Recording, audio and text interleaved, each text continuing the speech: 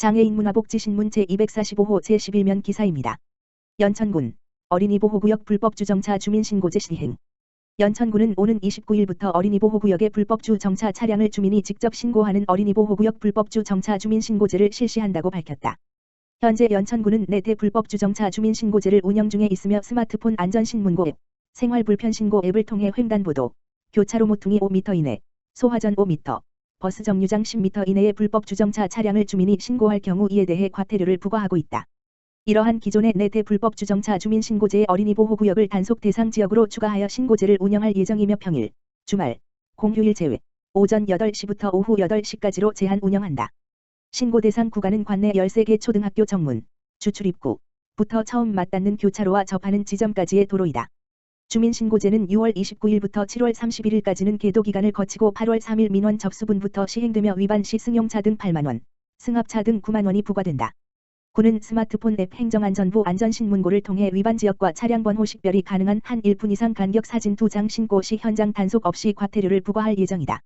연천군, 연천경찰서, 한국교통안전공단 경기북부본부, 연천군 어린이집 통학차량 합동 전수점검 실시. 연천군과 연천경찰서, 한국교통안전공단 경기북부본부는 지난 22일 연천군 소재 한탄강 어린이교통랜드 주차장, 연천군 전고급 선사로 14-71에서 관내 어린이집 통학차량 25개소 28대에 대하여 생활 속 거리두기 지침을 준수하며 합동 전수점검을 실시하였다.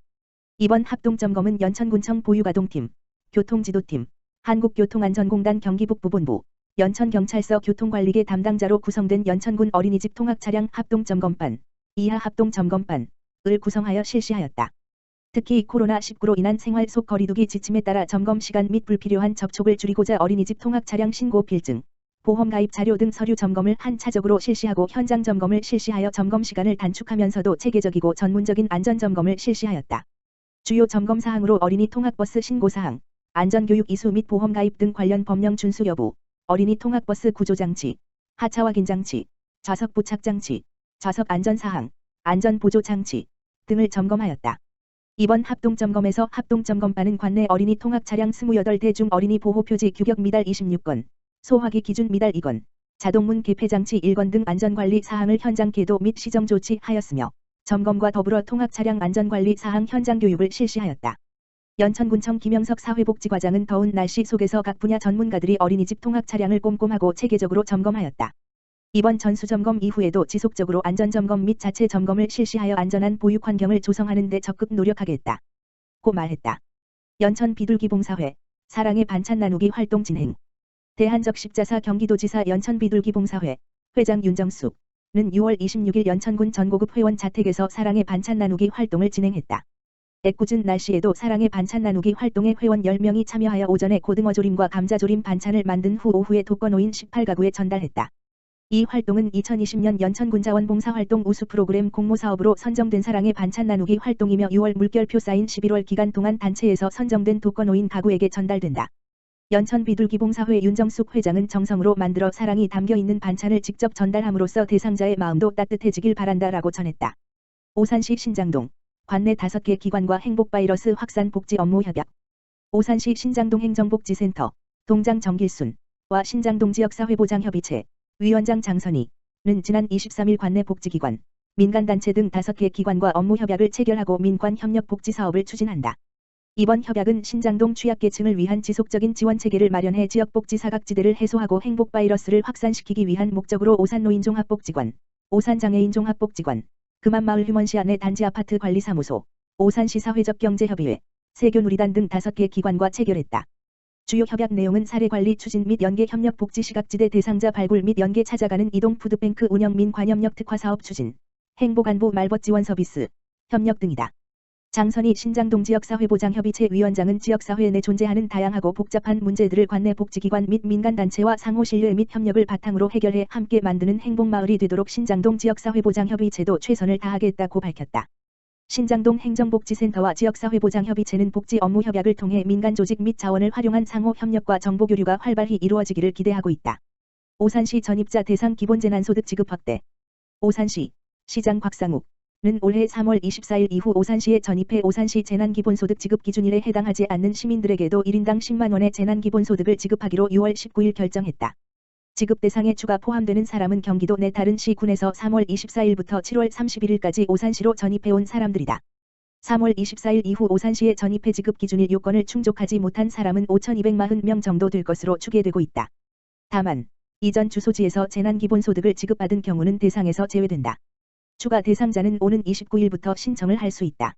지급 결정일 6월 19일, 이전 전입자는 시청에서, 지급 결정일 6월 20일부터 7월 31일, 이후 전입자는 관할 동행정복지센터를 방문해 신청하면 된다.